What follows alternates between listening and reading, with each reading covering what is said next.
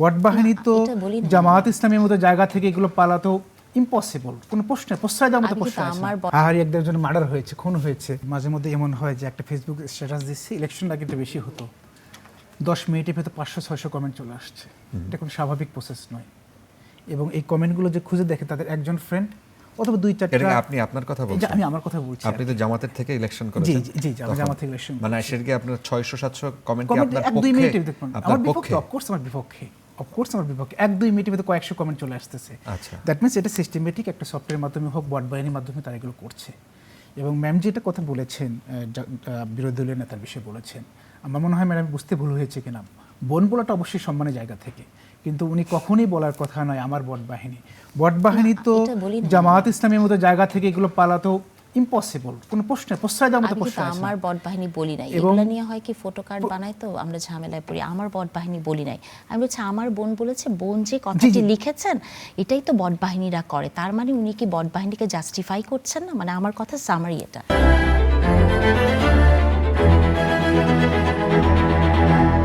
অপরাধ যেই করুক, what ever his identity doesn't matter, অপরাধ যে করুক সে অপরাধ করতেছে। একজন নারীকে যদি অপমান করানো হয়, এটা অবশ্যই নারী পুরুষ সবাই কিন্তু এই বট বাহিনীর শিকার হচ্ছে এবং আমার প্রতিনিয়ত হচ্ছে, অসংখ্য গালিগালাজ হচ্ছে। এগুলো কখনোই কাম্য নয়। এটা অবশ্যই এখানে রেস্ট্রিকশন দরকার আমি মনে করি। এবং আপনি যে কথাটি বলেছেন, ফেসবুকে কমেন্টে হাজার কমেন্ট আসতেছে, মনে হচ্ছে না। আমি একটা পজিটিভ কথা বলছি, আমি একটা বক্তব্য দিচ্ছি, দেখবেন 10টা কমেন্ট আমার বিপক্ষে চলে আসতে পারে, অস্বাভাবিক না। আসতেছে, এটা কমেন্টে হচ্ছে। তো এই জায়গা থেকে এটাকে নিয়ন্ত্রণ করার জন্য যদি ফ্রিডম অফ স্পিচ অবশ্যই একটা গুরুত্বপূর্ণ বিষয়, কিন্তু এইটার কারণে যদি রাজনৈতিকভাবে এটি ব্যবহার করা হয়, যেমন ধরেন গতকাল আমি দেখলাম যে ফেসবুকে একটা রিয়াক্ট দিয়েছে, এই জন্য একজন বিএনপির এক নেতার হাতে একজন সাধারণ মানুষ নিহত হয়েছে। স্বরাষ্ট্রমন্ত্রীকে একটা সমালোচনা করেছে, খুব সিরিয়াস কিছু নয়, একটা জাস্ট সমালোচনা, ফানি একটা কমেন্ট করেছে, সে অ্যারেস্ট হয়েছে। তো আমরা তো আইন তো এই জায়গাতে কন্ট্রোল করতে পারছি না। আইন যে আমি করতে চাই কন্ট্রোল করার জন্য আমরা কিভাবে করব? স্বরাষ্ট্রমন্ত্রীকে নিয়ে একটা কমেন্ট করেছে, তিনি অ্যারেস্ট হয়েছে। বাংলাদেশে এখন অহরহ প্রধানমন্ত্রীকে নিয়ে বক্তব্য গালি দিচ্ছে।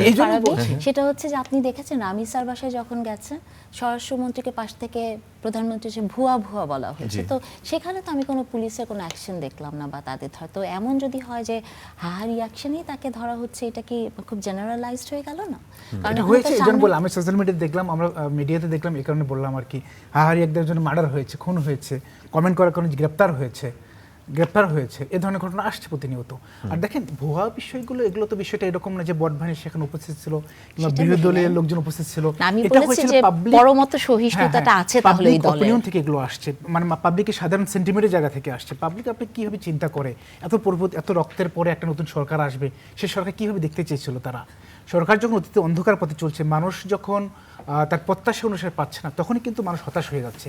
এই যে অনেক মন্ত্রীদের রাস্তায় গেলে ভুয়া স্লোগান হয়, এগুলো আসলে আমি মনে করি সাধারণ মানুষের তাদের স্পন্টেনিয়াস যে একটা অবস্থান, এটি কিন্তু চলে আসে।